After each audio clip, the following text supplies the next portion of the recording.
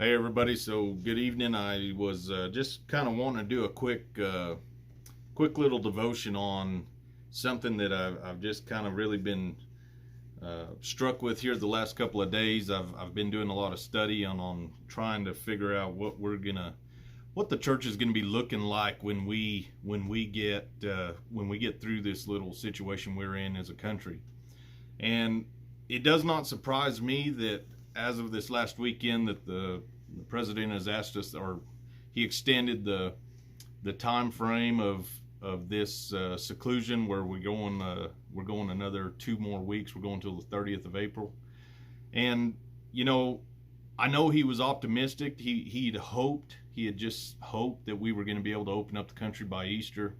That way, he kind of made a comment that churches would maybe be full by Easter, and I have to say, I was hopeful of that myself. But I realized, and I guess I was convinced, that we were just going to go back to the same way we were serving, or the way church was doing business as usual, and that's how futile of my thinking it was to think that as we go through something like this that we would just come out on the other side the same. I mean, that's a dumb logic right there, and that is something that I don't think God ever wants us to be a part of. Is He does things to build us up, not to keep us the same. That doesn't say it in Scripture, and it's something that we should be thoughtful of. So I actually kind of started thinking, well, if we extend that out, we can't do our traditional type of Easter celebration,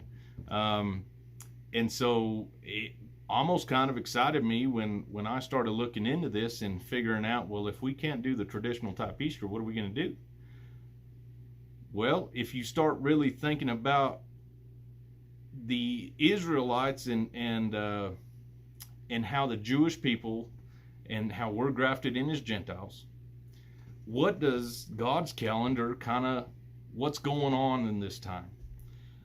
Well, if you know any part of this time of year in the first month, or in the month of April, that's the beginning of their year, and that's Passover.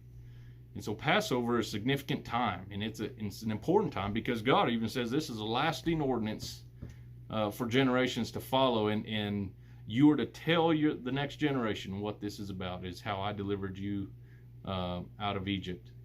And so it's something that I started kind of looking into. Well, if we can't do the Easter thing, well, then we start looking at Passover and kind of how that's going to go about. Well, I've done a lot of studying, been looking at a lot of different people's perspective on this. I'm not by any means, I guess I'm not going to say I'm going to claim one way or another, but I do know that God doesn't want us to be ignorant, and we ought to be looking these things up for ourselves in Scripture, and I mean for yourself. So I listened, kind of get some ideas bounced around some different pastors, different beliefs, and just kind of seeing what's consistent in that.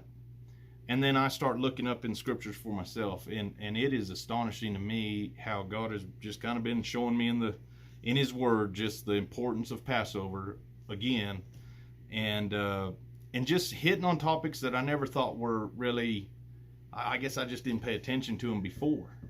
But if you think of the Passover meal, when you go read that in Exodus, and I encourage you to, is pay attention how God tells them the regulations of how to do the Passover. For one, He tells them that you have to eat it with your cloak tucked in. You have to eat it with your sandals on your feet and your staff in your hand. And He says, and to eat it in haste. I think that's an important part, because it's almost like you got to eat it on the go, because we got to go do something.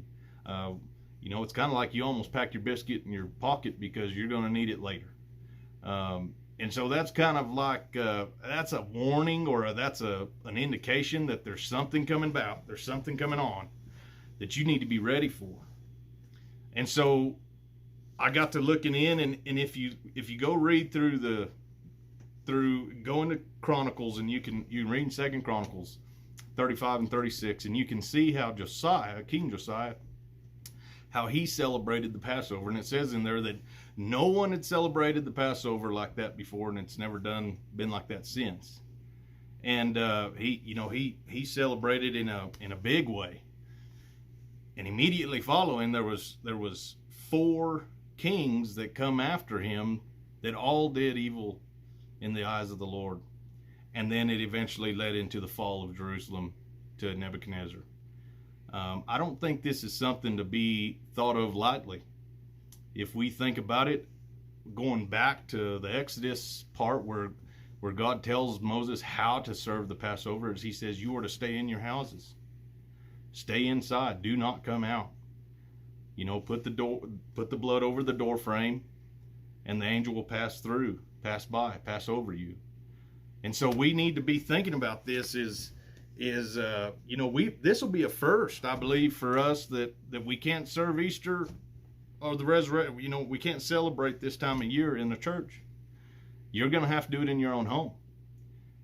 And I think this is by no coincidence that we're going to be in our home. You're going to be eating the Lord's feast if you want to celebrate that, or if, like any other time, you eat a meal around the kitchen table with your family. And I think it's just something to just do some studying on. I'm not going to persuade anybody one way or another, but I don't want you to be ignorant either, because you need to go look it up for yourself, because this word will enlighten you, and God's got something special for you. I haven't gained everything. I'm just simply bringing this about as a topic of conversation and a thought topic that you would be so encouraged to go and read it for yourself. And so as I'm kind of starting this, when I gain some more wisdom on this, and I will bring forth some more study and obviously post some more videos. And so I want you to kind of get caught up to speed, so to speak, when I start putting out some more messages on this, that way we can be on the same page. We can be in like mind. Amen. So start looking into that. I'd encourage you to, and we'll be talking to you more about this later on. But in the meantime, God bless, and we'll see you soon.